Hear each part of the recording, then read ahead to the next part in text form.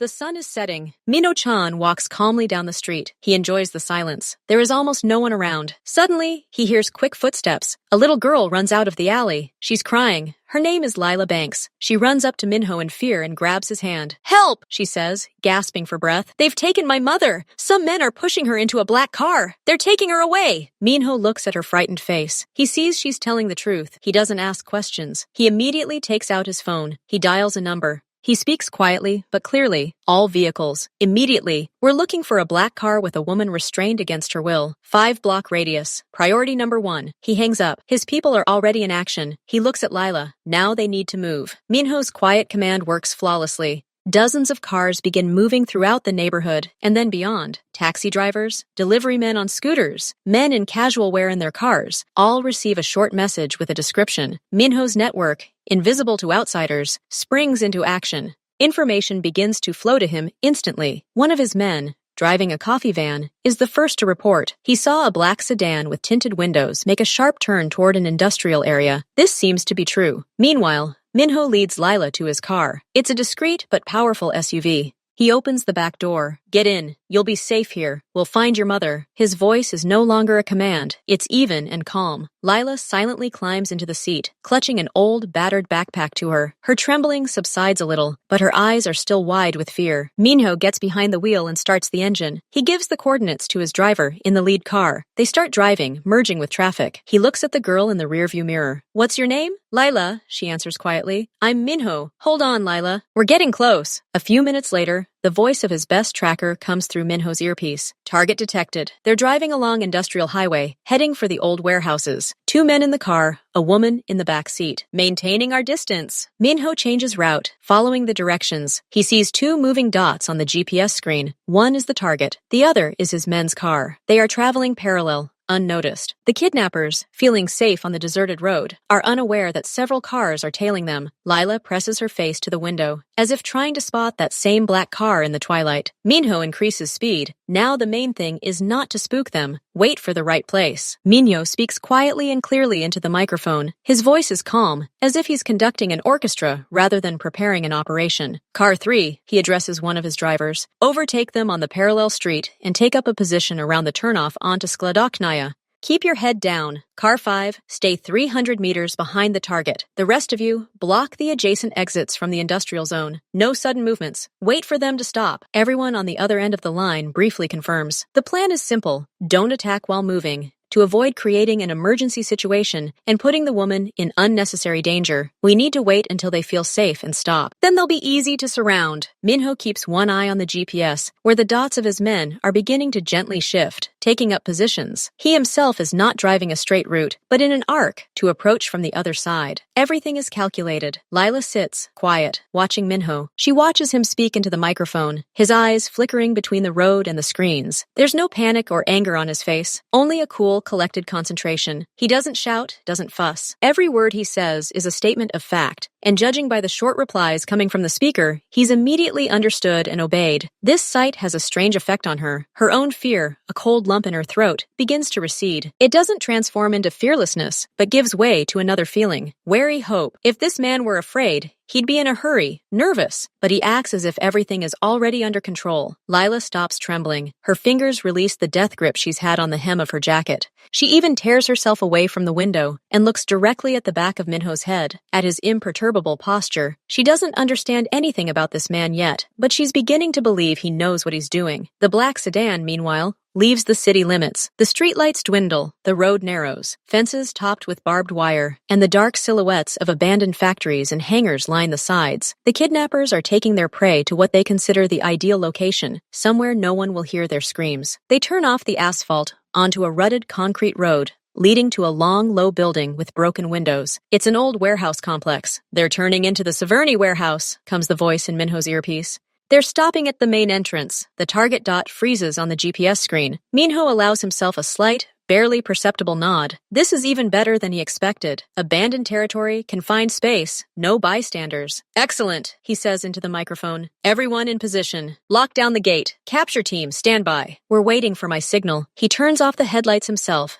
and stops his car 200 meters from the entrance, behind a pile of rusty building structures. From here, the dark silhouette of the warehouse and a lone black sedan in front of it are visible. He turns to Lila. They've stopped. Your mother is in that building. My people will come in now and sort everything out. You'll stay here with me. Agreed? Lila, her eyes wide, looks at the moonlit warehouse and nods resolutely. She's no longer crying. She's waiting. Minho stares at the dark silhouette of the warehouse. The corners of his mouth twitch almost imperceptibly. This place is a gift. It's perfect for his actions. The area is surrounded by a high fence with a single gate, which is currently behind the black sedan. That means one checkpoint. No one will enter or leave without his permission. Its abandonment guarantees a privacy from prying eyes. The poor reception in this industrial area plays into his hands. The kidnappers won't be able to quickly call for backup. All that's required now is precision and speed. He assesses the distance, the location of the building's shadow, possible escape routes for the two inside. There are none. They've trapped themselves. He gives a final quiet command into the microphone. Gate team, now! The quiet sound of engines comes from where the two nondescript vans are parked. They emerge from around the corner of the neighboring hangar and take up a position across the road directly in front of the warehouse's entrance gate.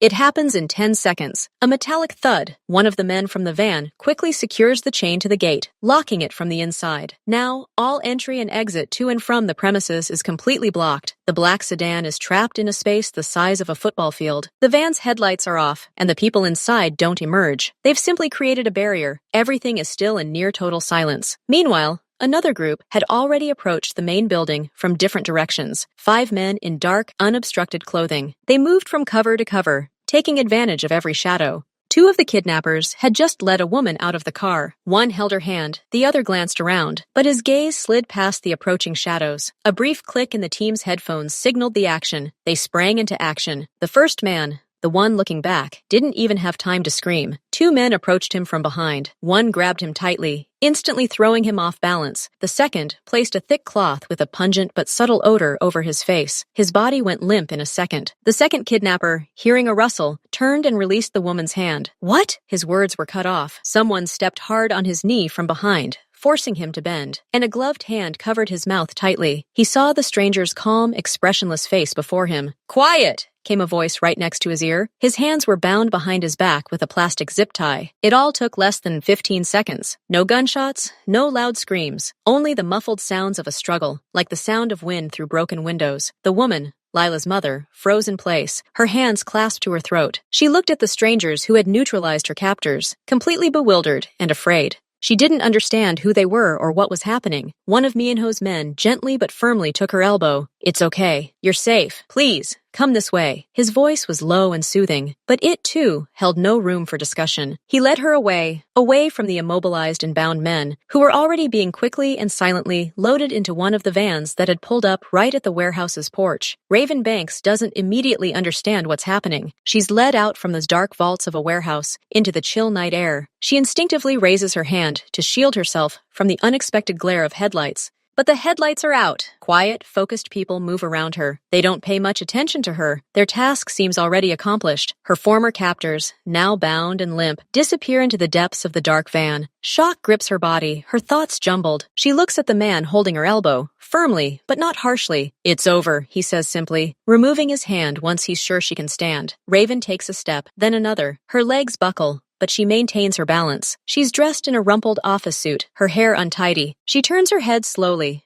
trying to take in the scene, the vans, the locked gates, and the calm efficiency with which everything was done. There's no relief in her eyes yet, only a deep, staggering confusion. While Raven regains consciousness, the action around her continues unabated. Minho's men work in unison. Without further ado, 2 men quickly and thoroughly search the black sedan, extracting keys, phones, and documents. Everything is placed in a separate opaque bag. Meanwhile, the van carrying the immobilized kidnappers is ready for departure. Its driver receives a curt nod from the team leader. They're going elsewhere, the leader says, and the van quietly moves off. It pulls up to the gate, where the men quickly remove the chain, let it through, and then lock the gate again. The car disappears into the night, heading in a completely different direction than its occupants expected. Silence reigns within, broken only by the steady hum of the engine. For the 2 men in the back seat, gradually regaining consciousness. Their world has just shrunk to the size of this dark metal box, moving into the unknown. The van drives non-stop for about 40 minutes, leaving the industrial zone and entering an even more deserted area of old, partially abandoned dacha plots. It turns onto a dirt road and stops in front of a nondescript one-story sand-lime brick building.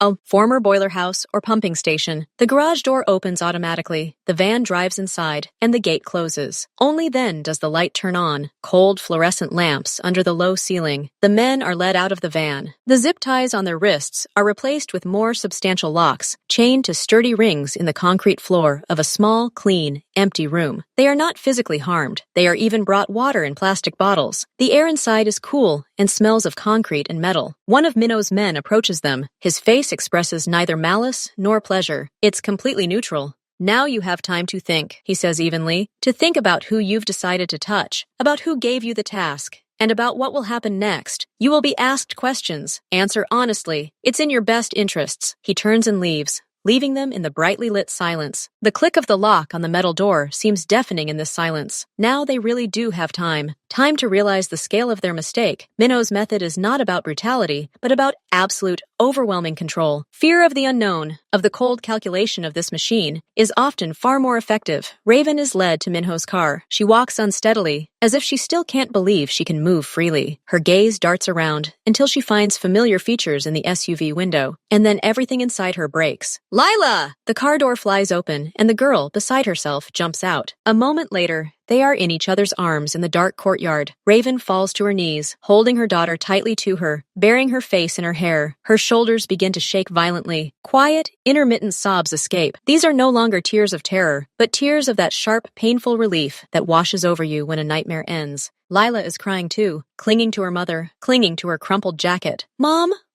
I was so scared. I know, baby. I know. It's okay. It's okay now, Raven whispers, although she still doesn't quite believe it. They sit like that, holding each other, surrounded by silently watching people and darkness. These moments of silent tears are more important than any words. This is the moment when fear finally subsides. A few minutes later, Raven stands up, still holding Lila's hand. She looks at Minho, who has tactfully stepped aside, giving them time. She approaches him. Her face is pale. There are shadows under her eyes, but her gaze is clearer now. She tries to straighten up, to gather the remnants of her dignity. I don't know who you are, she begins, and her voice trembles, but she forces herself to speak. I don't know why you did it, but you saved us. You saved my girl and me. Thank you. She lowers her head in a short, almost reflexive bow, full of sincerity and humility in the face of this unexpected rescue. I will never forget this. I have no words. Just thank you. She doesn't ask his name, doesn't ask what will happen to those people. Her gratitude in this moment is pure and simple. It is addressed to the man who appeared out of nowhere and stopped the fall into the abyss. Minho looks at them, at the exhausted but determined woman and the girl, who now clutches her mother's hand tightly, watching him with large, still wet eyes. He sees more than just gratitude. He sees a deep, ingrained fear that won't go away just by being saved. He sees vulnerability. These two are completely defenseless against the world right now. Whoever kidnapped Raven acted brazenly and right in front of her home. That means they don't fear the consequences. That means it could happen again. Gratitude isn't required, Minho says calmly. But your problem isn't solved. Those people knew where to find you.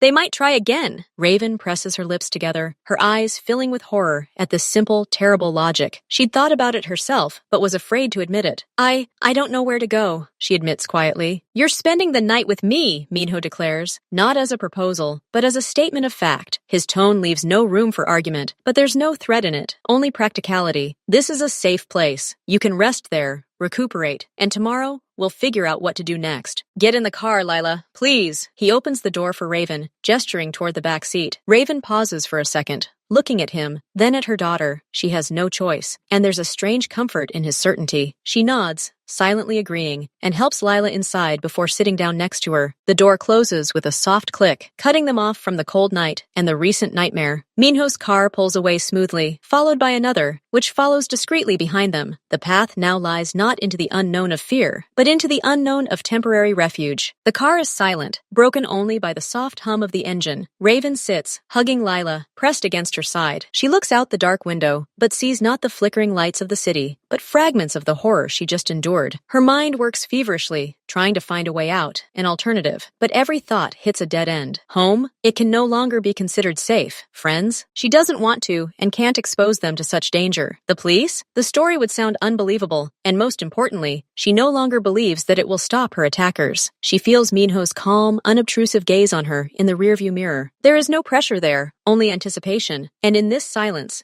in this calm, she finds a strange confirmation of her only choice. She truly has no options. This stranger is the only support in a collapsed world. She does not utter words of agreement out loud. She simply stops, tensely straightening her back, allows herself to sink deeper into the seat, and her fingers, clutching Lila's shoulder, loosen slightly. That's the answer. Silent, tired acceptance. The car moves on, taking them away from the past, into a present full of uncertainty, but at least not danger. Minho's residence isn't located in the city center, but in a quiet, gated community. It's a modern house with clean geometric lines, large panoramic windows, and a minimalist facade. Inside, it's striking in its almost sterile cleanliness and order. Light walls, dark polished floors, minimal furniture, yet every detail feels expensive and thoughtfully crafted. There's nothing superfluous here, nothing cozy in the traditional sense, but a sense of absolute control and security. An elderly woman, with a gentle yet imperturbable face, the housekeeper, Myung-hee, greets them at the entrance. Without further ado, she leads Raven and Lila to a spacious guest room with its own bathroom. Clean, neutral clothes are already laid out there. Half an hour later, washed and changed, they descend to the dining room. A simple but filling meal is laid out on a long wooden table. Stewed vegetables, rice, steamed fish, and chicken soup. The aroma of food, ordinary and warm, feels real and comforting for the first time that day. Minho is already waiting for them. He, too, has changed into simple dark pants and a sweater. He gestures for them to sit. Dinner passes in silence, broken only by the clatter of cutlery. Lila, finally hungry, eats with gusto. Raven takes a few mechanical sips of soup. The very setting, this austere, almost impersonal luxury, makes her cringe inwardly, but at the same time makes it clear. Here, within these walls, they are in no danger. When the initial tension subsides a bit, and the plates are almost empty, Raven can't take it anymore. She puts down her spoon and looks at Minho across the table. The candles in the center cast a soft light on his impassive face. Mr. Chan, she begins carefully, using the last name she learned from the housekeeper. I don't want to seem ungrateful, but I don't understand. Why did you help us? Your people. They weren't the police. Minho slowly places his napkin next to his plate. His gaze meets hers. He takes his time answering. I saw a man in need and a child in despair, he says evenly. That was enough. My capabilities allow me to act quickly, but those men, the ones who took us, who took me, what will happen to them? Raven's voice sounds not only curious, but also afraid that their actions will spark a new wave of violence. They'll have a serious talk, Minho replies, his tone devoid of any threat, just a cold statement. They'll find out they made a mistake, and they'll tell you who gave them this task. This is important for your safety in the future. He pauses, letting her digest the information. You don't need to worry about that. Your task now is to rest and feel safe. The rest is my concern. His answers are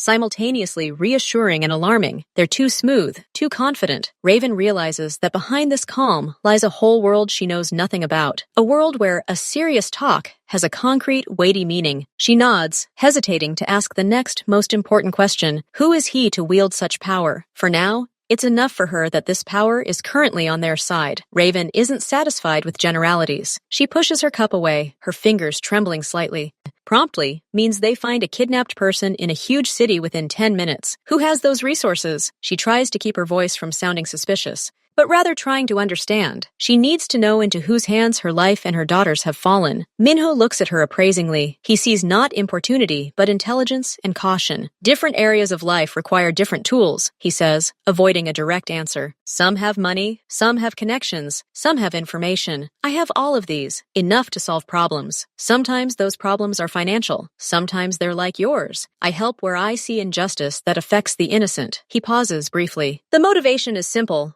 I prefer order to reign in my city. Chaos and lawlessness, like today, disrupt that order. So I eliminate them. He doesn't call himself a benefactor or a hero. He speaks like an engineer fixing a complex machine. His explanation sounds logical, even cold, and that somehow makes him more believable. He doesn't ask for gratitude, doesn't portray himself as a savior. He simply states a fact. He saw a glitch in the system and fixed it. Raven nods slowly. She doesn't fully understand, but she accepts these rules, as long as his rules work in her favor. The conversation trails off for a moment. Lila, exhausted from the stress, begins to nod off. Raven gently smooths her hair. "It's over, sweetheart," she says quietly, more to reassure herself. No one will touch us again. But her own fear doesn't subside. She turns back to Minho, her face tense. What if he tries again? He has a lot of these people. He won't stop because of one failure. Minho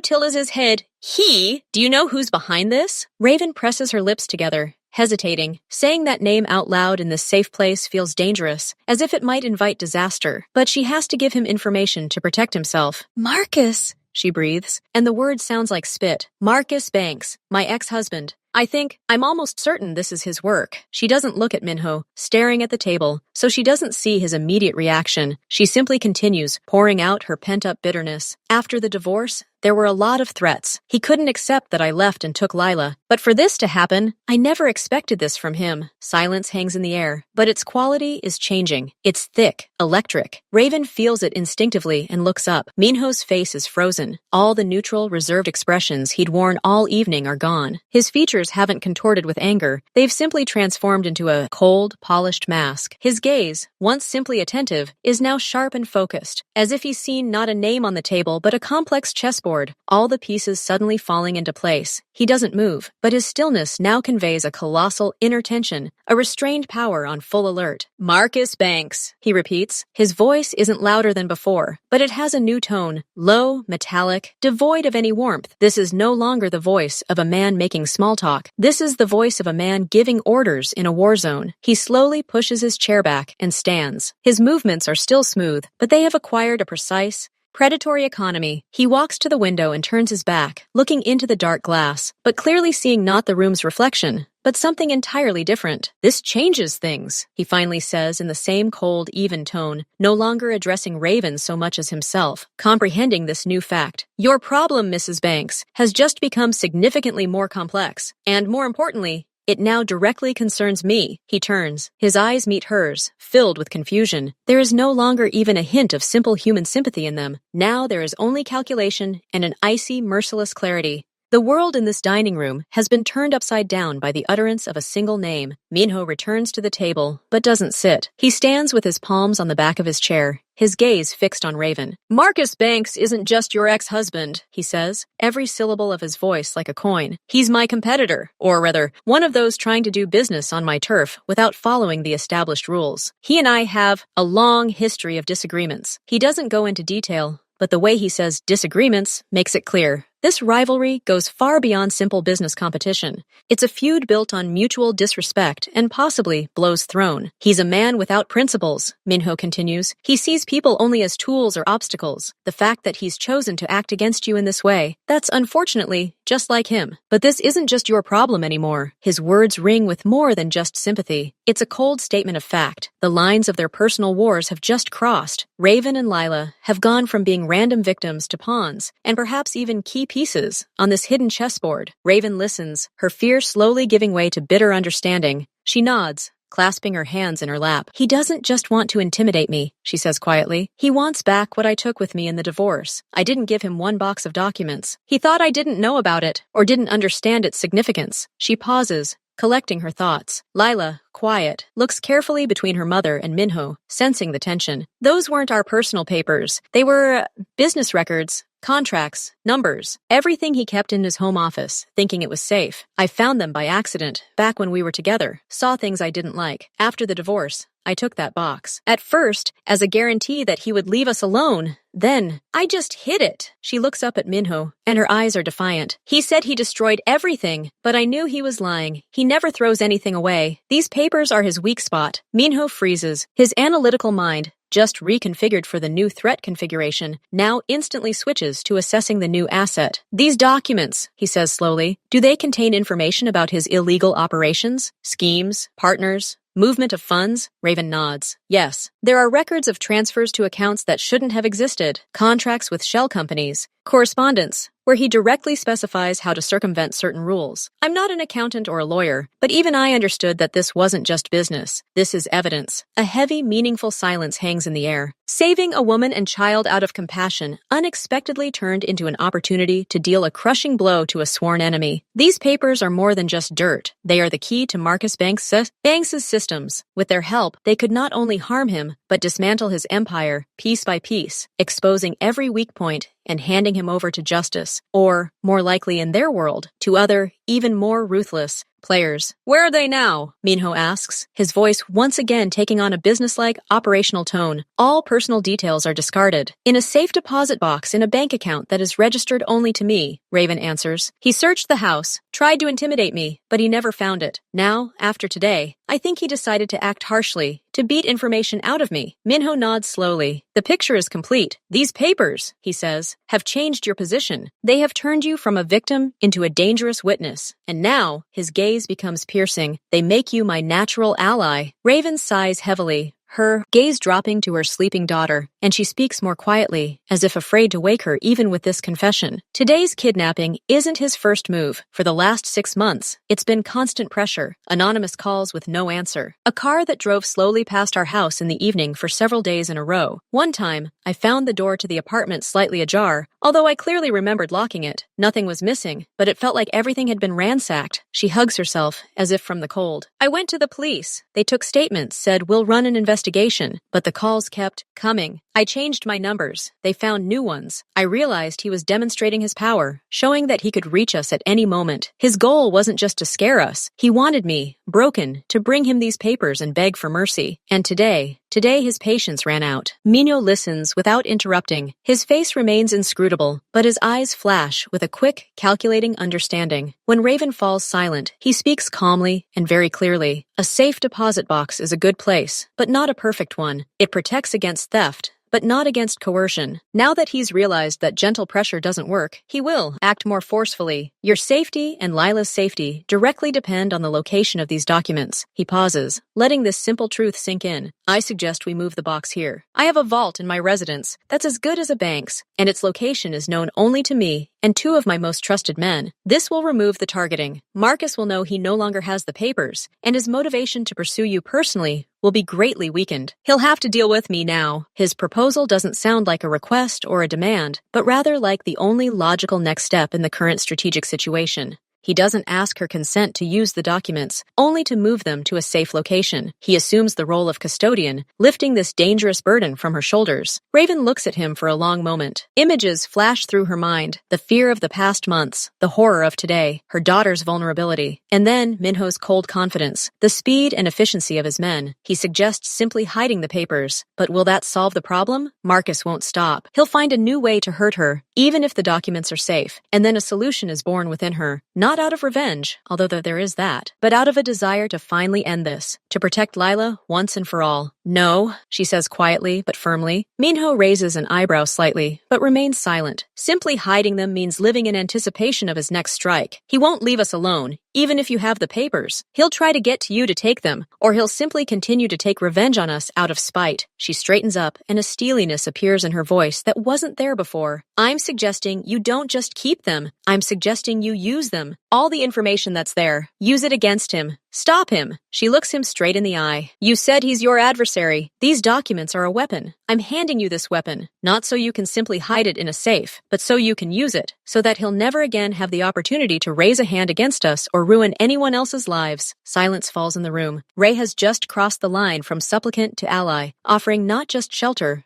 but joint action. She's giving him her only trump card, but she's doing it not as a victim, but as a strategist who understands the value of this move. Minho doesn't answer right away. He studies Raven's face, seeing not a burst of despair, but a cold, hard-won determination. He nods, once, short and clear. You're right, he says. Passive defense will only delay the conflict. The threat must be eliminated at its source. He moves away from the table and looks out the window again, but now his posture is that of a commander, assessing a map. These documents change the balance of power. Until now, our disagreement with Marcus has been a stalemate. Each of us had our own leverage, our own protected positions. This information is the key to his strongholds. He turns to her. I accept your offer, but there are conditions. You remain here, under my protection, for the duration of the action. You grant me full access to the documents and provide clarifications where necessary. In exchange, I guarantee that Marcus Banks will never again be able to harm you or your daughter. His influence will be neutralized. His words sound like the terms of a contract. There's no pathos in them, only mutually beneficial obligations. I agree, Raven answers immediately. For her, this isn't a choice, but a necessity. I'll do whatever it takes. I want this to end. Then we act as partners, Minho concludes. Tomorrow morning, we will retrieve the documents from the lockbox. My people will organize everything. You will only need to grant access and identify the box. And after that,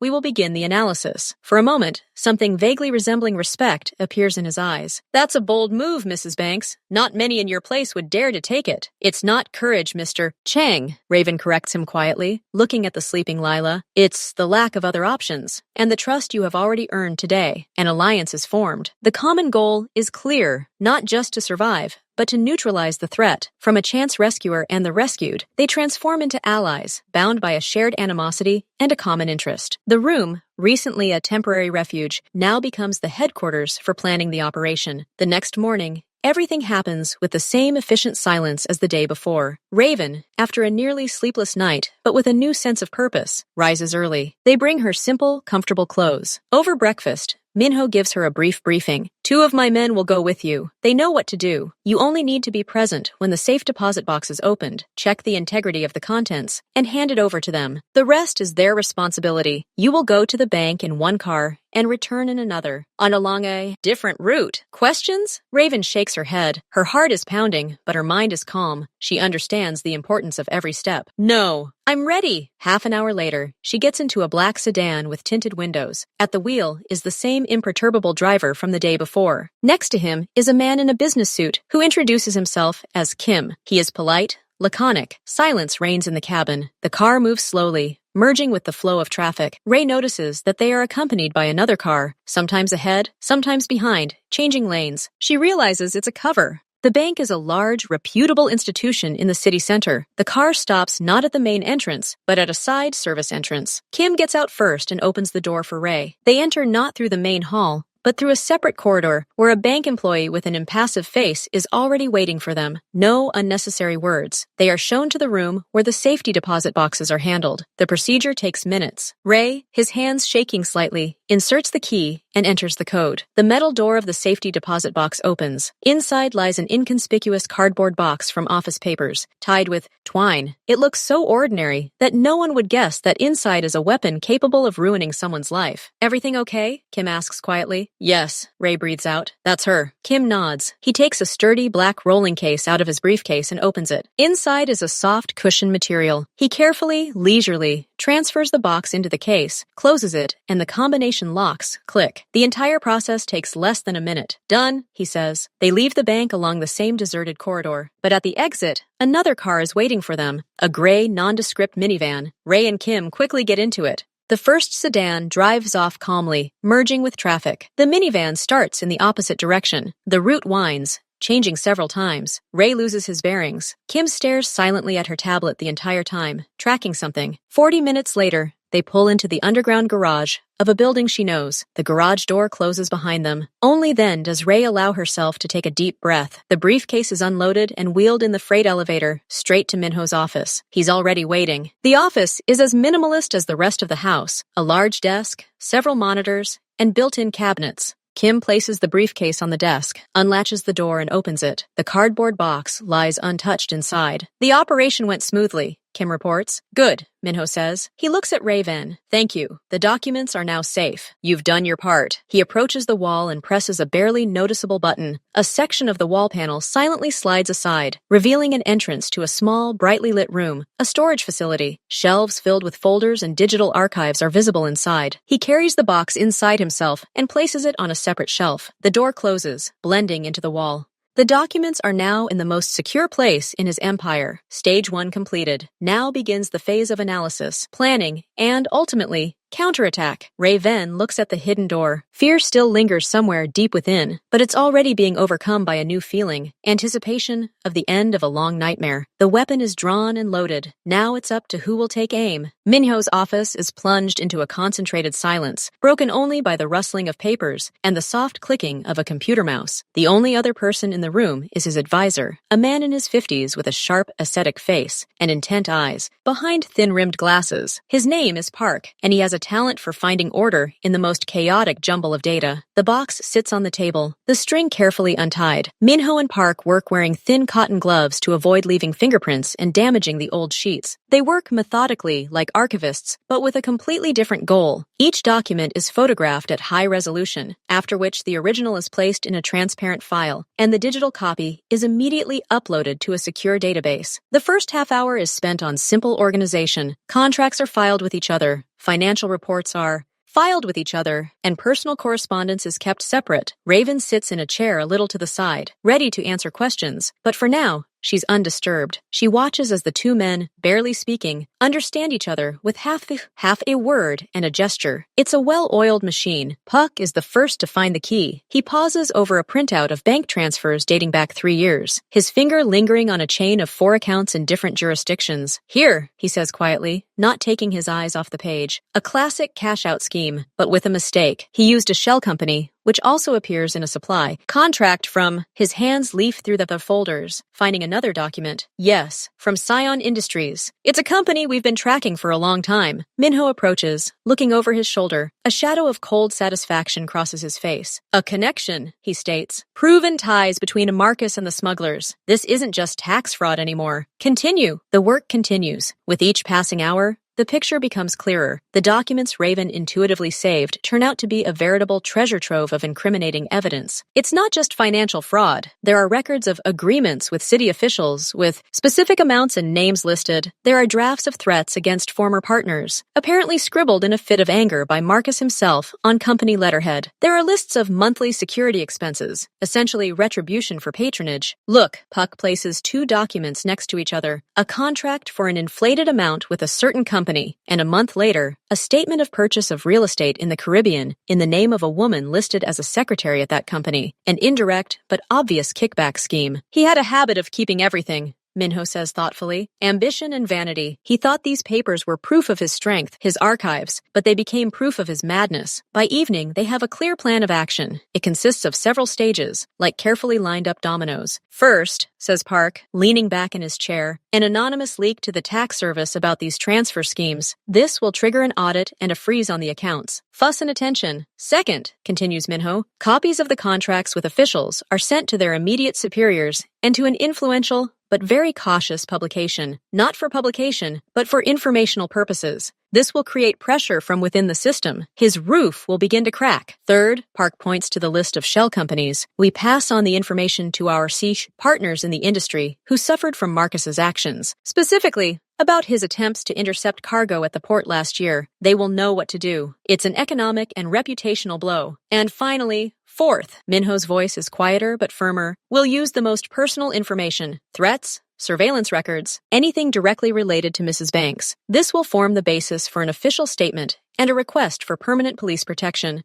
But only after the first 3 steps have weakened him to the limit. He'll be fighting for survival on all fronts and will have no resources left for revenge. The plan doesn't involve direct physical confrontation. It's subtler and more brutal. It's aimed at dismantling Marcus Bankston Empire brick by brick, stripping him of his money, influence, and patrons, leaving him with nothing. This isn't just punishment, it's a demonstration. Anyone who touches people under Minho's protection loses everything. Minho looks at Raven. Are you sure of your decision? Once you take the first step, there's no turning back. He'll realize the information has leaked from you. Raven, who had been listening silently this entire time, looking at the evidence of her ex-husband's power and fall laid out on the table, nods firmly. I'm sure. Let him lose everything. That will be fair. Meanwhile, in another wing of the residence, a new, strange, but sturdy security regime began to take shape for Lila and Raven. The first 2 days were filled with residual tremors and flinches at every unfamiliar sound, but gradually, subconsciously, the feeling of constant threat began to recede, dissolving into the secure walls and clear routine. Lila was the first to adapt. Her childish psyche, flexible and resilient, gravitated toward stability. She was assigned a room next to her mother's. At first, she was afraid to be alone, but the housekeeper, Myung-hee, a woman with warm, kind hands and a calm voice, brought her several books, a drawing set, and a soft teddy bear, who was also looking for a place to settle. Myung-hee didn't ask unnecessary questions, simply creating an island of quiet normality around the girl. By the third day, Lila was already eating breakfast in the dining room, boldly asking for more rice, and smiling shyly at Minho when he passed by. Raven had it tougher. Years of living on edge, waiting for a blow from around the corner, don't pass in a matter of days. She woke at night, listening. But now she heard not the suspicious silence, but the guard's measured footsteps in the hallway, the soft hum of an alarm, and once, the soothing sound of piano music coming from Minho's office late at night. These were the sounds of protection, not a threat. Minho didn't force himself on them, but he didn't hide either. They occasionally ran into each other over breakfast or dinner. At first, the conversations were extremely cautious, about neutral things, the weather, whether Lila liked the soup, but gradually, as the paperwork progressed, Minho began sharing the general results with Raven, without going into detail, but making it clear that the process was underway. "We've found several promising directions," he said one morning, looking through his tablet. "Your documents turned out to be even more valuable than we imagined." "He kept everything," Raven replied with a bitter smile. "All his victories. Now they'll turn against him." "Exactly," Minho agreed, and something akin to approval flickered in his eyes. A kind of mutual respect developed between them. He saw her not simply as a victim, but as an ally who had shown courage. She saw him not as an abstract force, but as someone who kept his word and acted according to a clear plan. He provided security and resources. She provided a key weapon and the moral authority to use it. It was a strong, businesslike alliance based on shared interests. For Lila, Minho gradually ceased to be just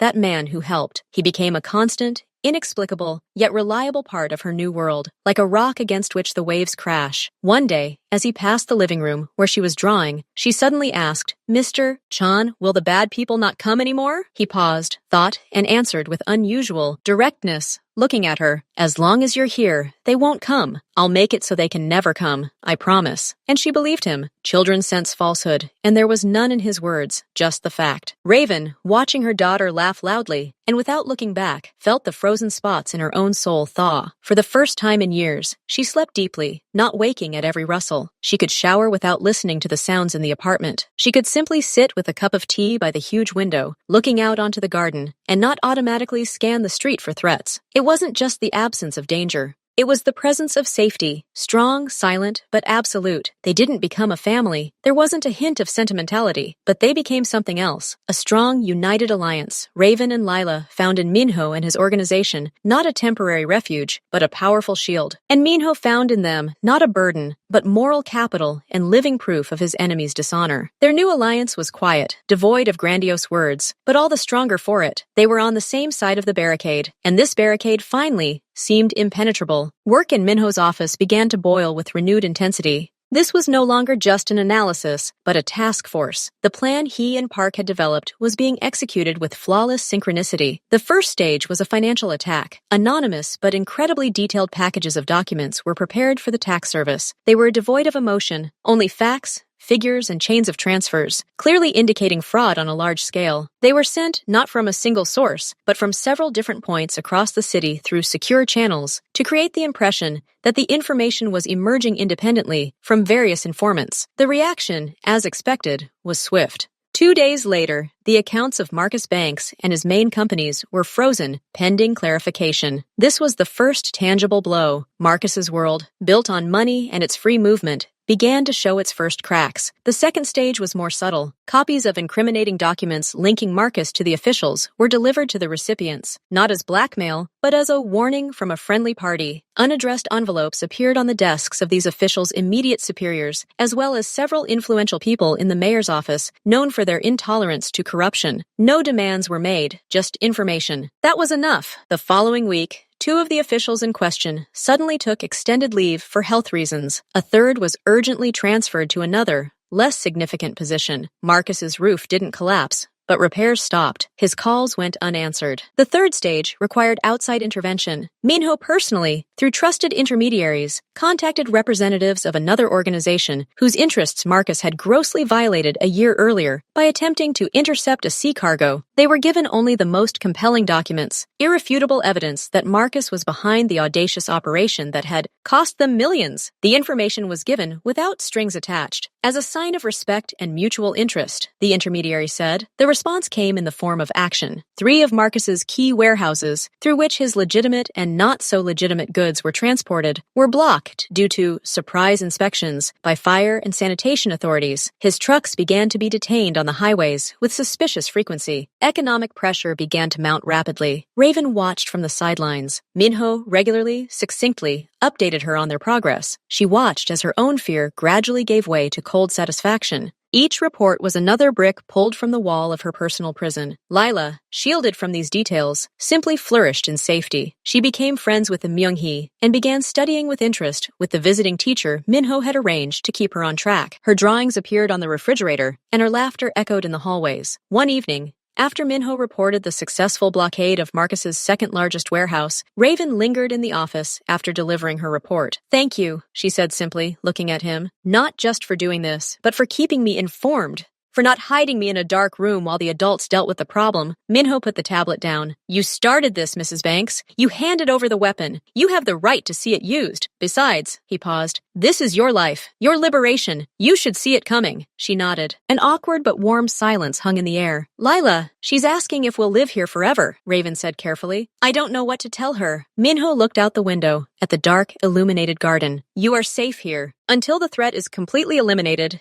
this is your home, and then decide for yourself. The doors from here can lead anywhere. This was more than she expected to hear. Not possessiveness, but the provision of choice, the possibility of a future she hadn't had a month ago. Meanwhile, chaos reigned in Marcus Banks's camp. He rushed between his deserted offices, trying to pressure some, buy others, threaten others. But his calls were ignored. His money was unavailable. His threats now rang hollow. He felt the ground shifting beneath his feet, but he couldn't understand the source of the attack. He suspected his ex-wife, but he couldn't believe she had the intelligence and connections to mount such a sophisticated attack. His men, the very ones taken captive by Minho's men, never returned. Their silence spoke louder than words. Panic, cold and clammy, began to creep up on him. Minho knew about his condition. His network of informants worked flawlessly. He received reports on Marcus's every move, every outburst of rage, every desperate call. It was all part of the plan, not just to defeat him, but to demoralize him, so that when the time came for the final step, there would be no resistance. The final step was now being prepared. Pack was gathering the final batch of documents, the ones directly related to the stalking of Raven and Lila. Call records, partially recovered through phone company connections, reports from private investigators hired by Marcus for surveillance, and most importantly, confessions from those same kidnappers who were still reflecting on their behavior in an isolated room. They had been professionally interrogated,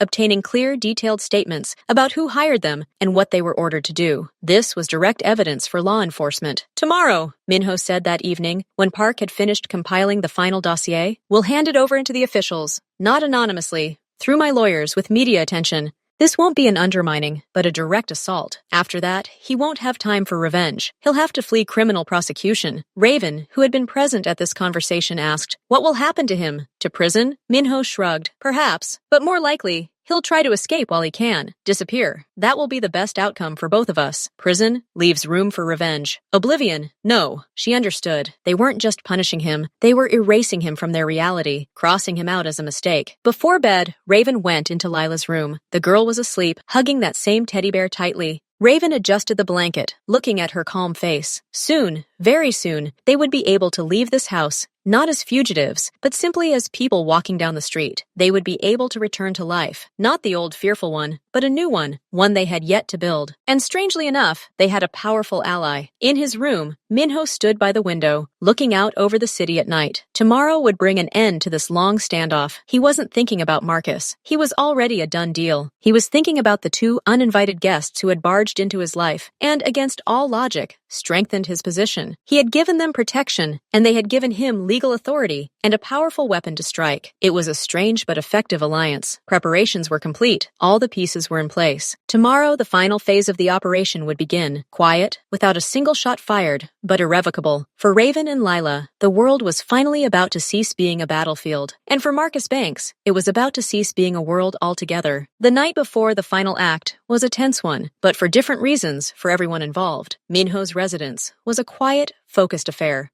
Park spent the night reviewing the final documents for the final dossier. Every page, every figure, every confession had to be flawless. Minho's lawyers, cold, expensive specialists, familiar with every legal loophole, had already been notified of a meeting the following morning. They would be the legal weapons that would transform the collected evidence into a formal indictment. Minho personally verified the security of all digital copies and physical originals. He left no room for error or leakage. This strike had to be precise and fatal to the reputation and freedom of Marcus Banks. Raven couldn't sleep. She tossed and turned in her bed, listening to the quiet but confident sounds of the house, the footsteps of the guards, the click of the lock in the office, the distant beep of the elevator. These were sounds of power, but today they didn't calm, they stirred. Tomorrow, everything would end, or begin anew. Her thoughts revolved around the future. Where would they live? Would she ever feel normal again in her old apartment, where every corner was a reminder of fear? What would she say to Lila? The girl had already become accustomed to this strange but secure castle. Disrupting this new stability was terrifying, but staying here forever, that wasn't a solution either. She owed Minho her life and safety, but she didn't want to become an eternal dependent. This internal struggle between gratitude and the desire for independence haunted her. She stood and tiptoed into the living room adjacent to her bedroom. A large picture window offered a view of the sleeping city, dotted with lights. Here, in the silence and darkness, she tried to imagine herself down there, among those lights, free. Can't sleep? A quiet voice made her jump. Minho stood in the doorway of his office, illuminated by a strip of light from behind him. He was wearing no jacket, his shirt sleeves rolled up. Yes, she admitted. I'm thinking about tomorrow, and the day after. He entered the living room but kept his distance, leaning against the doorframe. That's natural. Tomorrow we will deal the final blow. After that, his influence will be reduced to zero, and you and Lila will receive official protected person status. The police will be obliged to respond to any threat against you. Legally, you will be under complete protection. And unofficially? Raven asked, turning to him. He could still hire someone out of desperation, like those two. Minho nodded. Unofficially, my people will keep an eye on you for as long as it takes. Not closely, but you will know they are nearby, until I am 100% sure that he no longer poses a threat. That may take time. His words were reassuring, but a reminder that the world outside the walls of this house had not changed. Only her position within it had. And you? She asked unexpectedly. It's a risk for you, too. Now he knows you're behind all of this. He'll take revenge on you. A shadow of something vaguely resembling a smile flickered on Minho's lips, but without the warmth. Raven, he said, using her name informally for the first time. He was my opponent long before you arrived.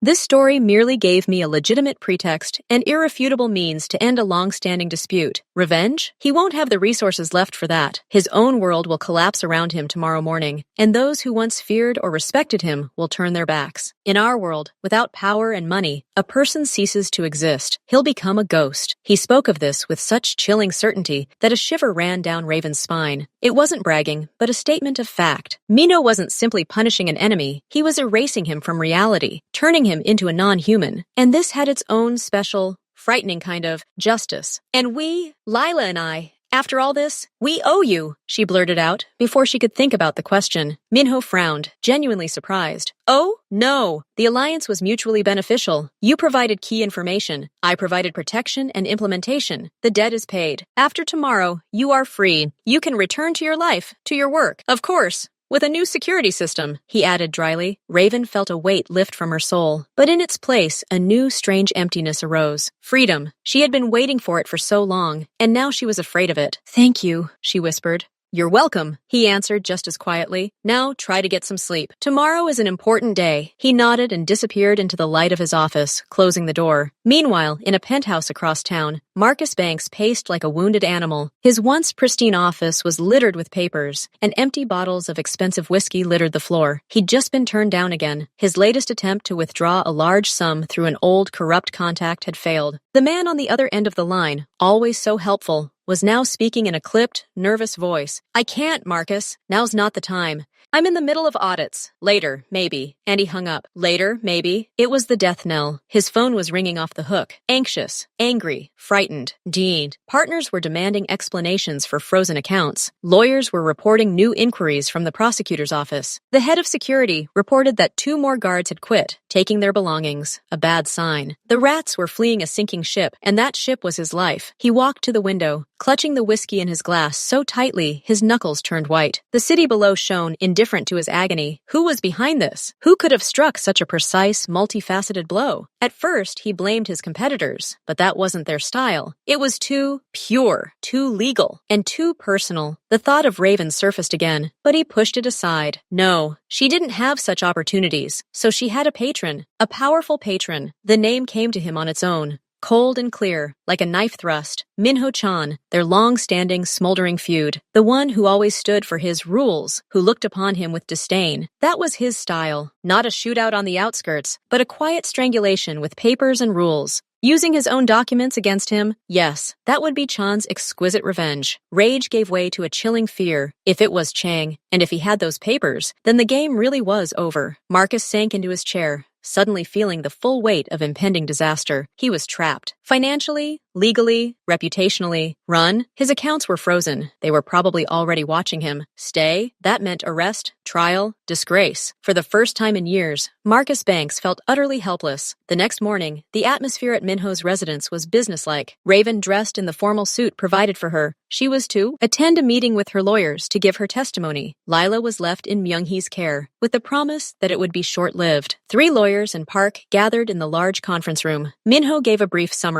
The lawyers, expressionless men, studied the file. Their questions to Raven were precise, without emotion. They elicited dates, context, her understanding of the documents. It felt more like an interrogation, but Raven understood its necessity. Her words were to form the basis of an official statement. "That's enough," the senior lawyer, a man with graying temples and a sharp gaze, finally declared. "We have grounds to file a complaint with the prosecutor's office for extortion, kidnapping, death threats, and financial fraud on the part of Marcus Banks. We will also pass copies on to the Financial Intelligence Service and several interested media outlets. The wave will be high." The plan was simple and effective. An official statement launches a criminal case. A leak to the press creates a public outcry that will not allow the case to be hushed up. The financial information will finally destroy his business reputation. "When?" asked Minho. "This afternoon. All the documents have already been prepared, Mrs. Banks will sign the statement now, and the process will be launched." Raven picked up a pen. The sheet of paper in front of her seemed incredibly heavy. Her signature was the final stroke that set off the avalanche. She paused for a second, then clearly wrote her name. The act is complete. Now she is not just a victim, but a plaintiff. After the lawyers left, Puck turned on the large screen. It showed a map of the city with several markers. "Our people report that Marcus Banks left his penthouse half an hour ago,"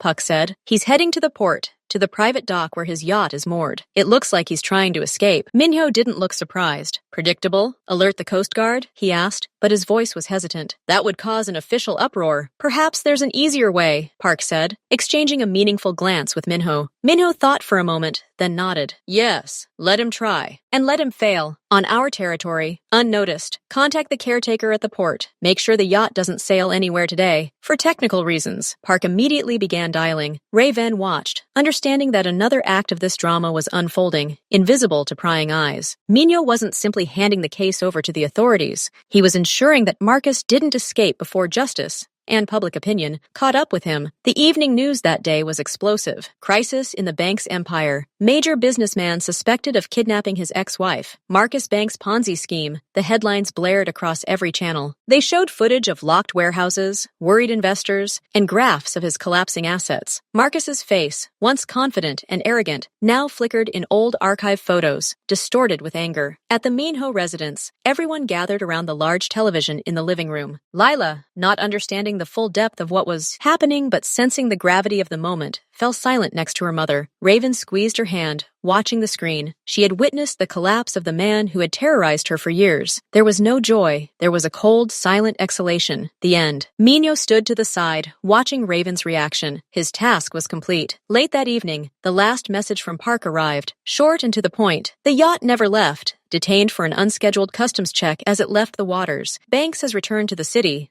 Location known. awaiting a call from his last lawyer, who, according to our information, is preparing surrender terms for him. Marcus was in a cage. Legal, financial, physical. He couldn't escape. Staying meant certain arrest in the morning. He had no moves left. Minho approached Raven. It's over. He'll be arrested tomorrow morning. He won't have the time or the means to organize anything against you. You're free. Raven looked at him, then at Lila, who, tired from the day's excitement, had fallen asleep in her lap. What now? She asked quietly. You live now, Minho answered simply. You can stay here until you find a new place to live, if your old one brings back unpleasant memories. My people will help with security at the new place. You can go back to work. Lila can go back to school. Life goes on, only without fear. He paused. And if he ever gets out, and if he ever has thoughts of revenge, he will deal with me. I give you this word. It was enough. More than enough. Raven stood up, careful not to wake her daughter. Thank you, Minho, for everything. Sleep well, Raven, he said. And for the first time, there was a softness in his voice, an almost human warmth. Tomorrow is a new day. And as Raven tucked Lila into bed, adjusting the blanket around her chin, for the first time in many, many years, she felt not just relief, but a quiet, deep hope. The nightmare was over, not because the knights had saved her, but because she had found the strength to hand over the weapon and unite with the one who could wield it. They had broken the system of fear, using its own rules against her. Outside the window, the city shone peacefully, her city, now hers again. And somewhere deep within it, in an expensive but suddenly cramped hotel room, her ex-husband, defeated and despairing, looked upon that same city and understood that for him it no longer existed. Minyo-chan's preparations had culminated in complete and utter victory, and the silence that fell in the residence was the silence not before a storm, but after it, peaceful, profound, and well-earned.